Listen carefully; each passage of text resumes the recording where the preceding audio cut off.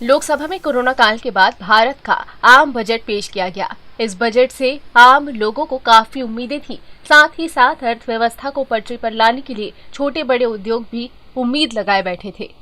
वित्त मंत्री के इस बजट की समाप्ति के बाद ये मुख्य बातें आपको जाननी बेहद जरूरी है। इस बजट में आम आयकरदाताओं को बजट 2021 में कोई राहत नहीं मिली है। केवल 75 साल से अधिक उम्र वालों को अब आयकर रिटर्न भरने की आवश्यकता नहीं होगी। वहीं सरकार ने किसानों की आय को दोगुना करने का लक्ष्य रखा है। शहरी ग्रामीण स्वच्छता के लिए सरकार ने बजट में प्रावधान किए हैं। स्वच्छ हवा के लिए भी सरकार ने अपना पिटारा खोला है। सरकार ने रेलवे के लिए राष्ट्रीय रेल योजना 2030 तैयार करने का प्रावधान किया है। रेलवे को 1 करोड़ 10 लाख रुपए का बजट दिया गया है। जल्द ही वॉलंटरी स्क्रैप पॉलिसी को लॉन्च किया जाएगा। बीमा क्षेत्र में 74% तक FDI को मंजूरी दी गई है। वहीं प्रवासी मजदूरों के लिए एक पोर्टल बनाया जाएगा जिसमें उनसे जुड़ी जानकारी होगी। कई सरकारी कंपनियों के विनिवेश का भी ऐलान किया गया। लेह में केंद्रीय विश्वविद्यालय बनाया जाएगा और अनुसूचित जाति के 4 करोड़ विद्यार्थियों को 35,000 करोड़ रुपए दिए जाएंगे। बजट में इस साल राजकोषीय घाटा के 6.8% तक रहने का अनुमान किया गया है।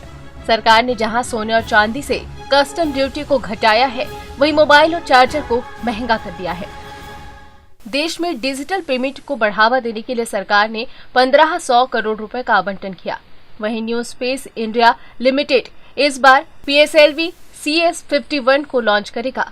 गगनयान मिशन का मानव रहित पहला लॉन्च इसी साल दिसंबर में होगा। इस बजट के सामने आने के बाद छत्तीसगढ़ के कृषि मंत्री ने इसे शिगुफा करार दिया है। उन्होंने इसे आंकड़ों का मायाजाल बताते हुए लोगों को ठगने वाला बताया है।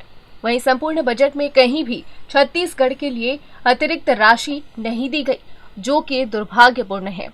कि किसी न किसी वर्ग के लिए बड़े पैकेज की बात कही जाएगी, लेकिन जिस प्रकार से आंकड़ों के मायाजाल में पूरे देशवासियों को भ्रमित करने का इस बजट ने प्रयास किया, मुझे ऐसा लगता है कि इससे ज़्यादा निराशाजनक कोई बात हो नहीं सकती। हम उम्मीद कर रहे थे कि 20 लाख करोड़ के पैकेज का इम्प्लीमेंटेशन और एग्जीक्यूशन के बारे में भी बजट में कोई बात कही जाएगी, लेकिन पूरा बजट इसके लिए मौन है।